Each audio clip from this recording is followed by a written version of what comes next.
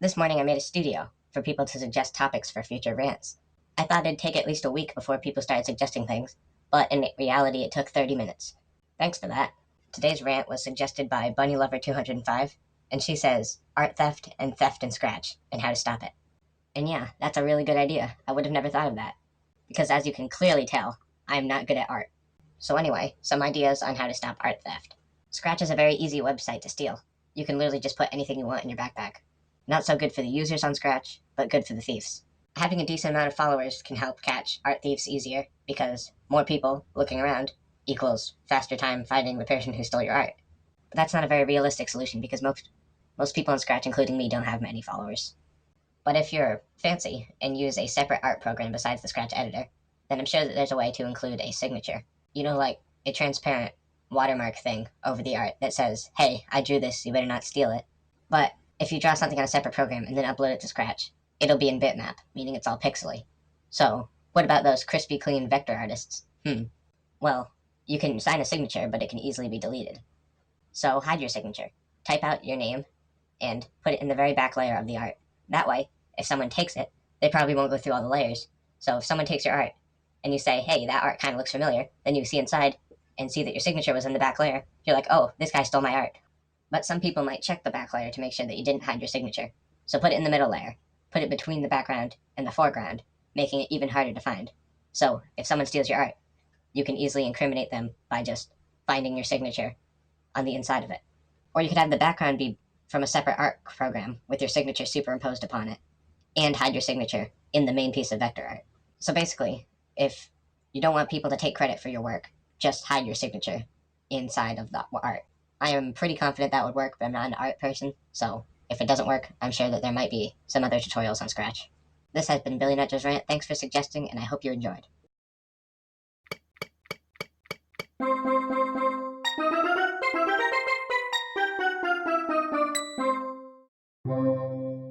It's been a while since I've done a topicless rant, so here we go. You know how people come up with sayings to remember stuff, like vertical and horizontal lines?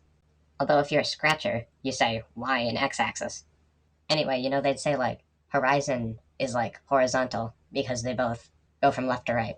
And vertical goes up and down like the lines on a V. But there's not really a point to come up with a second saying, because if I know that horizontal is like the horizon, I don't care what vertical is. Vertical is not horizontal. There's only two options.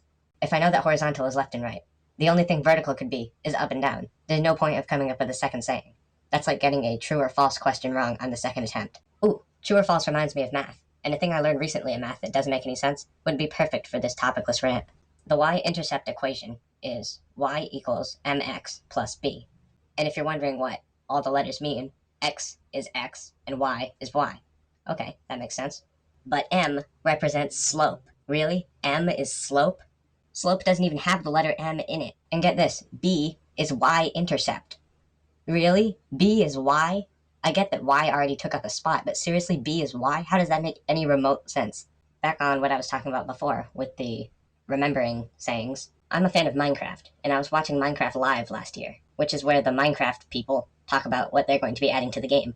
And they're talking about adding stalactites and stalagmites.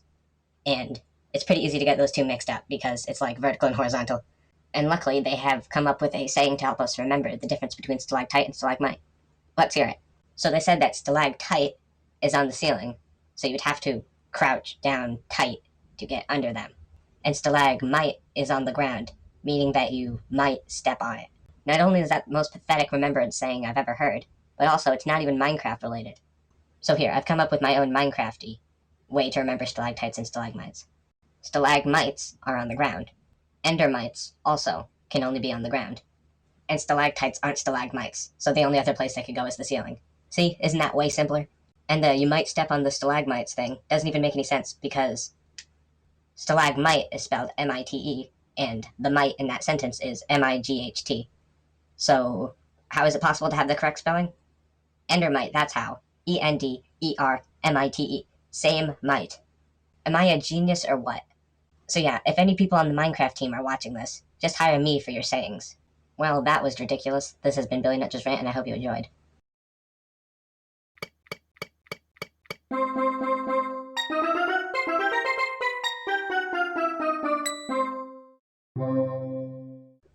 Aphidia, definitely didn't pronounce that right, suggests an episode on profile picture trends.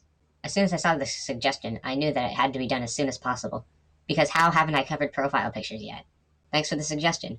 Profile picture trends are when someone does something strange with their profile picture, which influences someone else to do the same thing, who influences a bunch of other people. Or they just make a studio saying to do the strange thing, and then invite everyone to it. Not at all obnoxious. I remember some being like, everyone had their profile being petted by a hand, or in a spinning 3D box. Or that time when everyone changed their profile picture to Rockets, who was a famous scratcher. Actually, no, not was, still is. Or actually, he hasn't been active in a few months, so maybe he's not on Scratch anymore. That doesn't matter. That's not the topic. Profile picture trends. Ha, you can only come up with 3. Pathetic. I know every single profile trend that's ever been on Scratch. You know, like when... Or that time... Never mind, false alarm, I don't remember anything. I don't even remember what I had for breakfast. The world might never know. Oh yeah, I almost forgot. We can't leave out the legendary cat-licking screen thing. Why did that even exist? I think more people set their location to a strange place and just call that a trend than they do actually change their profile pictures. This has been Billy Netzo's Rant, and I hope you enjoyed.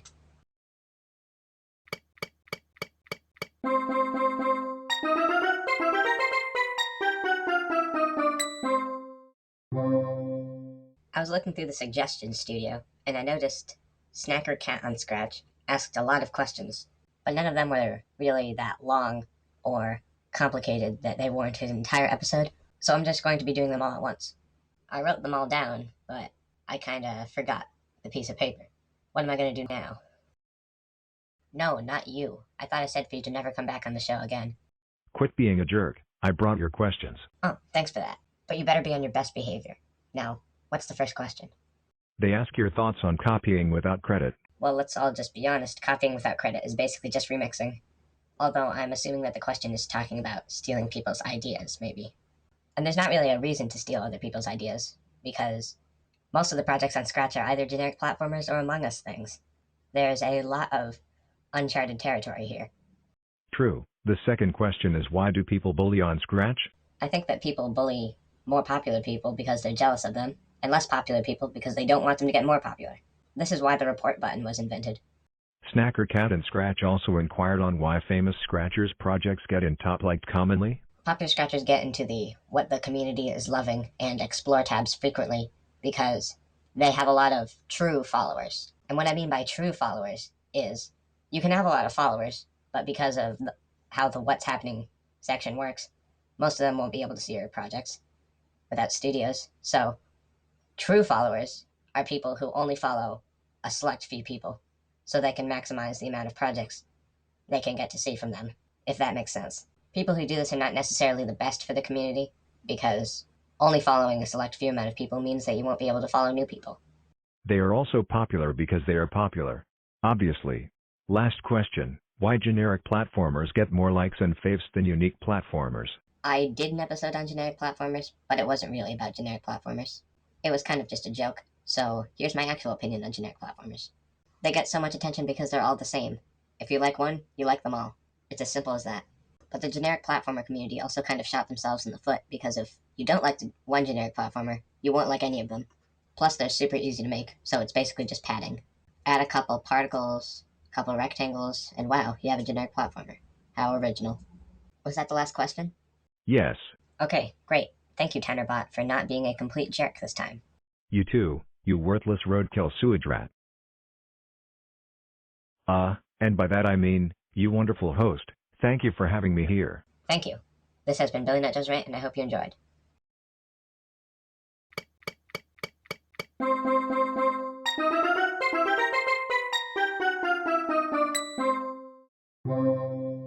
I'm in disbelief of what I've just discovered. You see, here is the updater's character.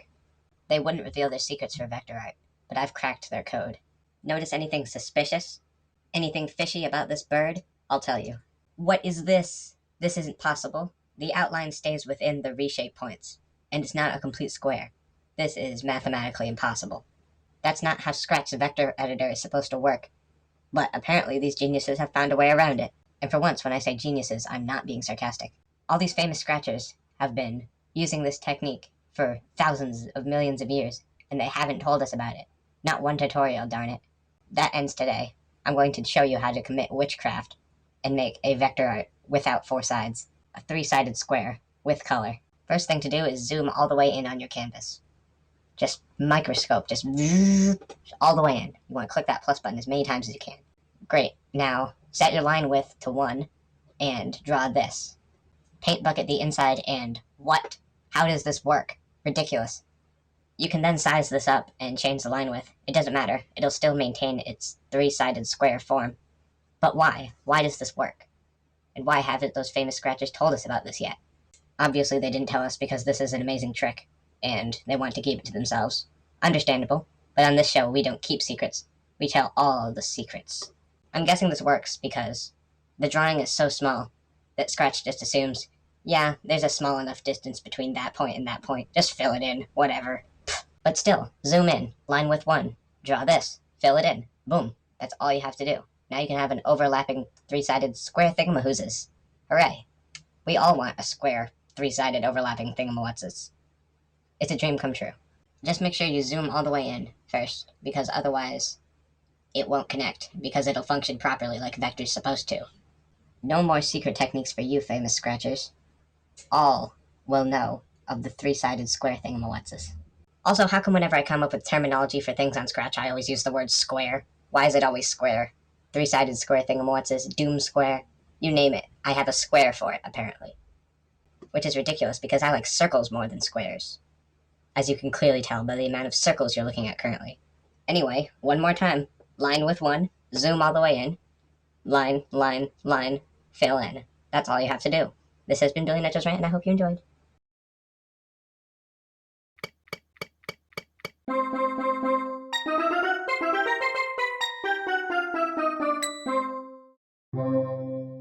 I've been watching a lot of animations on the Explore tab recently, because I have nothing else to do.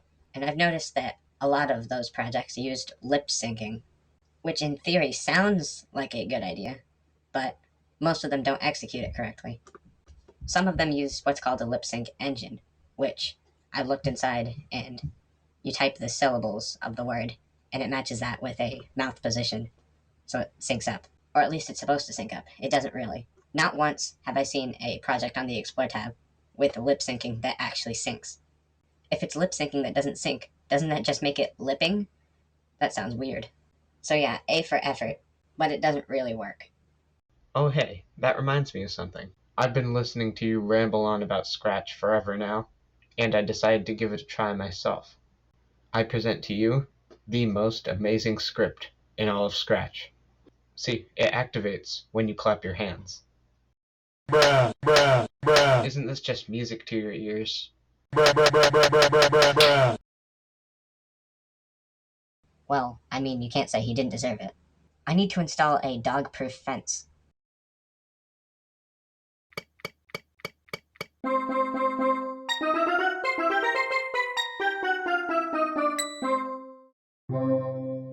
I usually talk about pretty confusing and complicated stuff, so today let's cover something simple. Clones, one of the most useful features on Scratch.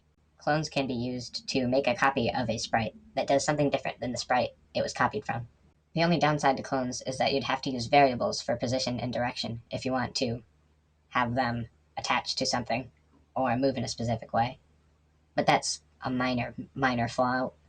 It doesn't really affect much, except for the amount of variables. If you're making a game with a lot of clones, you'll probably have a lot of variables. Clones and variables go together like peanut butter and jelly. And hey, where is Jelly? I haven't seen her in a while. Well, we can fill this empty space with a clone. Oh, hi. Hello. Do you have any knowledge on clones in Scratch? Yes, I do. As you said earlier, clones go very well with variables, and you can have one sprite containing multiple different kinds of clones using different variables to tell the clones what to do. Although, let's be honest, I'd never do that. I'd just create a new sprite and use that sprite's clone as the new kind of clone. There can be a maximum of 300 clones in a project at once. Clones are deleted when the red stop sign is clicked. The pen extension has a feature similar to clone called stamp, although stamps can't move. or do much really. It's just for drawing, using clones as drawing, but if you use actual clones as drawing, you'll reach the clone limit, so using stamps is a workaround. A clone of the same sprite that makes two sounds at once, will override the sounds with each other, unless the clones are from separate sprites. And most importantly, in TV shows, clones never obey their masters. Yeah, I probably should have expected this. Already cloned clones can't have their scripts changed unless you use a message. So the only way to get rid of a clone that's already been created is to... I guess you'd have to send a message that says, when I receive this message, delete this clone, because messages are sent to all sprites, including clones. And I am just now getting why you asked me that question. Whoops. Please don't. Just remember, clone responsibly. This has been Billy Nitcho's Rant, and I hope you enjoyed.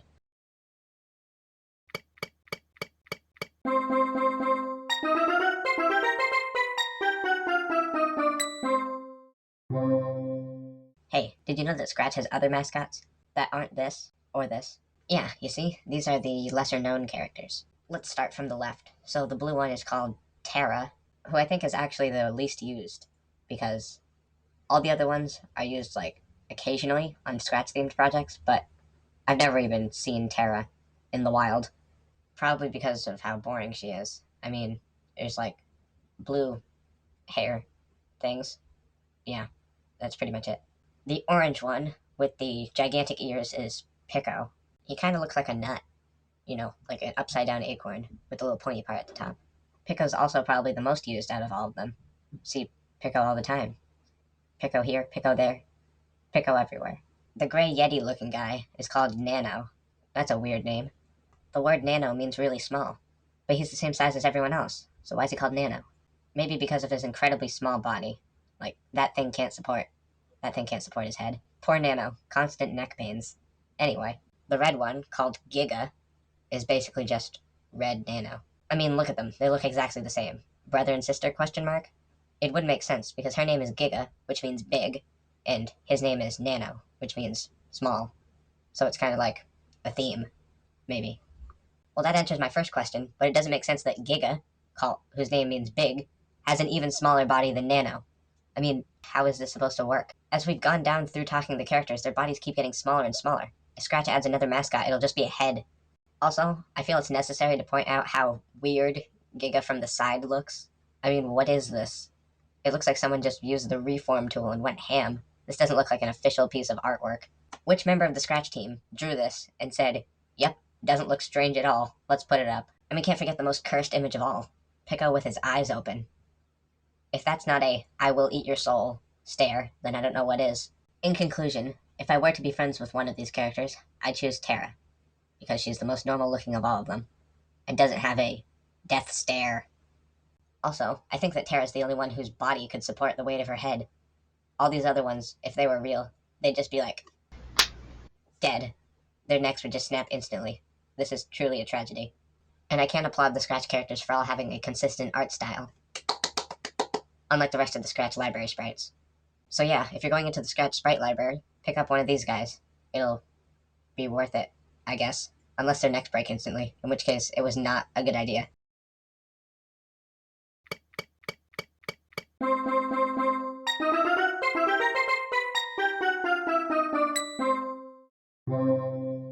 So I woke up this morning and thought, why advertising? Yes, I know it's a weird thought, but yes, why advertising? Why is there substantially more advertising on Scratch than, let's say, YouTube? Well, I think it's because Scratch is a lot more easy to use than YouTube. You see a video on YouTube that you like, and you're like, wow, I really appreciate that this person put so much time and effort into, like, editing and recording what I'm watching right now. And that's why on YouTube, most of the links that you'll click will be rickrolls, and not someone trying to force their channel onto you. However, on Scratch, you see a project, and you're like, yeah, Scratch is so easy to use, I could easily do what they're doing. And for animations, yeah, that's probably true. Animating on Scratch is not complicated at all, but a game on Scratch can take, on and off, months. And I know because I've made games that have taken months. And in my opinion, if your game doesn't take months to finish, then you're probably doing it wrong. But if your animation on Scratch takes months, you're probably doing something wrong too. I think that the medium would be more balanced if Scratch had one pivotal feature that most animation programs do have, And with that very smooth segue, allow me to introduce my groundbreaking idea.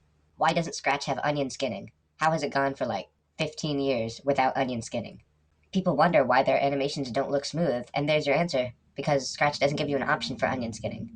And for those of you who don't know, onion skinning is a option in animation programs where you can see a transparent version of the previous frame, so you know where to redraw for the next frame. Why do we have stuff like the robot effect, which is completely pointless and degrades the quality of your work, when we could have stuff like onion skinning, which is very useful and increases the quality of your work? If Scratch had onion skinning, I could probably do smooth animation, or at least any animation, because as it currently stands, I don't really animate anything. If you close your eyes right now, it wouldn't remove from the experience, because you're not missing out on anything. Onion skinning, however, well, you probably get where I'm going with this. So anyway, to summarize, onion skinning, yes.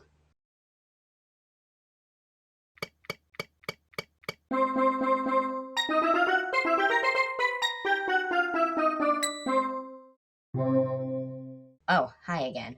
I know it's only been like 2 hours since the last episode, but since there was a 4-day gap before that one, I felt that I needed to make it up. And I've decided that the makeup is going to be a behind the scenes sort of thing. As I've said many times before, yeah, I can do that. And right now, I will, in fact, show you how to do that. So first up, I choose the background, and I have a couple backgrounds that I just backpack from each project. So every project has every kind of background, and I can just pick it as I go along. So after a background is the part that takes the longest amount of time, actually thinking of something to say. And it's very, very hard to find something I haven't talked about in the other 59 episodes. So anyway, I have a topic, background, now I just have to record my opinions on the topic. Or maybe my opinions on the background, if the background is the topic, if the topic's backgrounds, and the background is the topic. And I don't know if you haven't figured it out yet, but none of this is scripted at all. I just say what's on my mind. Maybe I'll come up with a few jokes to put in along the way, but let's be honest, I'm not very good at jokes. So now I have a topic, background, and working squirrel. Now I just have to add any other characters I want. Usually it's just Jelly, and usually she just sits there, doing nothing. Sometimes it's someone else though, and I have all the other characters in my backpack, so I can just replace the Jelly sprite with them, and add any like extensions, like the text-to-speech extension if I'm using that blue robot. If I'm confident in what I'm saying, I'll just have Jelly sit there, nonchalantly, just looking at you, staring at you. Although sometimes I'm not very confident in what I'm saying, and when I'm not, I have Jelly correct me, instead of just re-recording, because typing out a correction is easier than re-recording in my opinion. And if I have plenty of time to spare, then maybe I'll have Supernova. Although sometimes I wouldn't want him because, as you've probably figured out by now, if Supernova's in an episode, it's probably not going to be very educational. Okay, great. Now I have a background, topic, working squirrel, and a secondary character. Now all that's left is the coding, which basically switch costume to whatever emotion, and then play sound until done. Switch costume to whatever emotion, play sound until done. Switch costume to whatever emotion, play sound until done. Well, you probably get it by now. If the secondary character needs to do something, I send a broadcast, and then that broadcast tells them to do something, and then they send a broadcast back to the squirrel, which tells him to do something. It's pretty simple. Jelly's probably my favorite character, because adding her doesn't require me to talk to myself. Great, now we're done. So I just type in the episode number, write something sarcastic in the instructions, and boom, we're done. So basically, my procedure is background, topic, main character, secondary character, coding, finishing touches. I definitely think that most people who use Scratch should do a project like this, telling people how they do their projects, like this. Because frankly, seeing inside someone's project without their thought process is super confusing. Unless they left a bunch of little, like, yellow notes in the code. I don't know what they're called, but you can, like, yellow notes by right-clicking. Who has time for yellow notes? This has been Billy Nudger's Rant, and I hope you've enjoyed.